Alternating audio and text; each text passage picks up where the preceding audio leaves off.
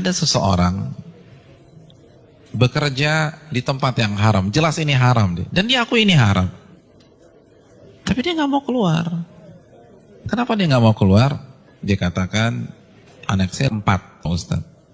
Kalau saya keluar, anak pertama bayar kuliahnya gimana? Anak kedua SMA-nya gimana? Harus bayar uang gedung. Maka saya tetap bertahan karena faktor kondisi. Ini bukan sombong loh Ustadz, ini faktor kondisi. Hadirin enggak, itu sok pintar. Itu sok pintar. Karena hakikatnya di hadapan kita ada 2 opsi. Opsi yang pertama, matematika kita, logika kita. Gaji kita 15 juta, anak 4, oh cukup. Tapi begitu saya resign, maka bulan depan 15 juta itu hilang. Maka nggak mungkin mencukupi 4 orang anak.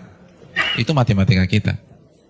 Tapi itu bukan satu-satunya opsi. Opsi yang kedua, Allah berfirman dalam surat At-Talaq ayat 2. Barang siapa yang bertakwa kepada Allah, maka Allah akan berikan solusi. Dan Allah akan berikan rizki dari arah yang tidak ia duga-duga. Namun karena kita merasa paling pintar, kita pilih opsi yang pertama. Karena kita lebih yakin dengan matematika kita daripada janji Allah Subhanahu wa Ta'ala. Bukankah itu sok pintar di hadapan Allah dan merasa cerdas di hadapan Allah Subhanahu wa Ta'ala? Inti dari semua kedurhakaan itu merasa pintar, bukan kondisi. Merasa diri besar, merasa diri kuat menahan azab Allah pada hari kiamat. Rekan-rekan yang dirahmati oleh Allah Subhanahu wa Ta'ala, ini masalah dari dulu. Karena iblis itu menggunakan teori ini. Kenapa iblis divonis kafir? Kenapa iblis divonis kekal di neraka? Karena ketika dia disuruh sujud, dia katakan apa? Enggak, ana khairun minhu, aku lebih baik daripada Adam. Engkau ciptakan aku dari api dan engkau ciptakan dia dari tanah. Saya ingin tanya, yang diserang dengan statement ini itu siapa rekan-rekan sekalian? Yang dibodoh-bodohi itu siapa? Allah, bukan Adam. Apa maksudnya? Ulama mengatakan maksudnya, ya Allah, engkau perintahkan aku sujud kepada Adam, sedangkan dia dari tanah dan aku dari api. Ini perintah yang tidak masuk akal, gitulah.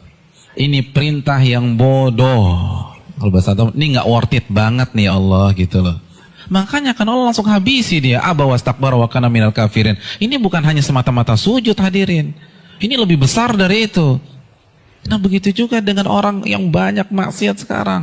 Ya nggak mungkin lah ada orang mengatakan ngaku muslim gue lebih pintar dari Allah. Enggak lah. Tapi dengan cara dia membantah ayat Allah, menolak hadis Nabi, itu kan rasa pintar. Merasa pintar. Akhirnya dibantah, dijawab. Hadirin, simpel aja, saya kasih 2 contoh dalam masalah ini. Asy-Syu'ara ayat 61, ini jelas. Ketika Allah perintahkan Nabi Musa untuk lari, untuk keluar dari Mesir. Lalu apa yang terjadi? Dan ketika kedua kelompok itu sudah saling melihat, Fir'aun sudah melihat Nabi Musa di hadapannya, dan Musa kalau menoleh sudah melihat Fir'aun. Innalam mudrakun. Maka sebagian pengikut Nabi Musa itu mengatakan kita akan tertangkap. Kita akan tertangkap. Kenapa? Depan laut merah, belakang Fir'aun. Logika main, ketangkap. Matematika main, ketangkap. Lalu apa kata Nabi Musa? Qala kalla, bukan begitu. Inna ma'iya rabbi sayahdin. Sesungguhnya Allah bersamaku dan Allah akan memberikan petunjuk. Maka setelah Nabi Musa berbicara demikian, baru Allah wahyukan anidrib bi'asakal bahra fanfalaqa. Pukulkanlah tongkatmu ke permukaan laut, maka laut pun akan terbelah. Ada 2 sikap yang kontradiksi. Yang satu begitu melihat kondisi real di lapangan, langsung menggunakan akalnya. Kita ketangkep nih. Tapi Nabi Musa enggak. Beliau merasa bodoh di hadapan Allah. Maka beliau tidak menggunakan pemikirannya, tidak menggunakan logikanya, tidak menggunakan matematikanya. Nabi Musa lebih percaya dengan janji Allah, in tansurullah yansurkum. Jika kalian menolong agama Allah, Allah akan tolong kalian. Orang nggak akan bisa seperti ini kalau dia nggak merasa bodoh di hadapan Allah. Hadirin, saya ingin bertanya, Pengikut Nabi Musa itu siapa sih? Bani Israel. Bani Israel itu bodoh atau pintar? Pintar. Dan Nabi Musa adalah anak bangsa Bani Israel yang tercerdas pada saat itu. Yang satu merasa bodoh, yang satu merasa pintar. Dan yang benar adalah yang merasa bodoh di hadapan Allah.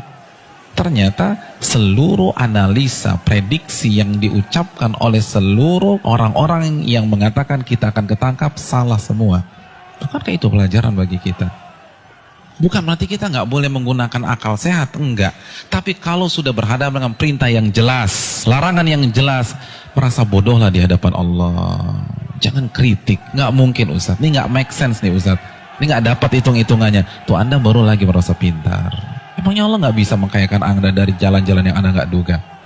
Contoh yang terakhir, jelas-jelas surat As-Saffat ayat 102.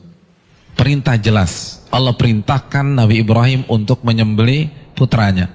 Lalu Nabi Ibrahim lakukan hal tersebut. Kita sudah bahas. Hadirin yang dirahmati oleh Allah Subhanahu wa taala. Nabi Ibrahim kenapa tetap menyembelih putranya? Karena merasa diri bodoh di hadapan Allah. Karena kalau pakai matematika dan logika, itu jelas sudah nggak boleh disembelih. Wong orang terbaik kok. Beliau akan komplain, kalau beliau merasa pintar saja, beliau akan komplain, kenapa anak saya disembelih?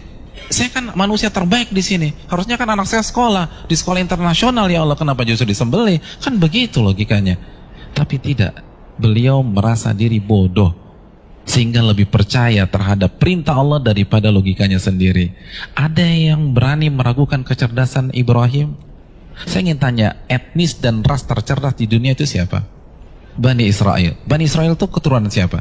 Nabi Ibrahim dari Ishak. Jadi ini bapaknya kecerdasan. Tapi ketika berhadapan dengan perintah yang tegas, larangan yang tegas, udah sami'na wa ta'na. Lalu kita yang gak cerdas-cerdas begini, berani debat Allah, berani mengatakan ini nggak benar, ini keliru, hitungan saya nggak dapat. Kalau begitu kita makan apa? Allahu Akbar. Janganlah kalian mati kecuali kalian menjadi seorang muslim, pribadi yang menyerah kepada Allah. Kita yang mengkrit hari terakhir hidup kita. Dari sekarang, hadirin sekalian, dari sekarang menyerahlah kepada Allah.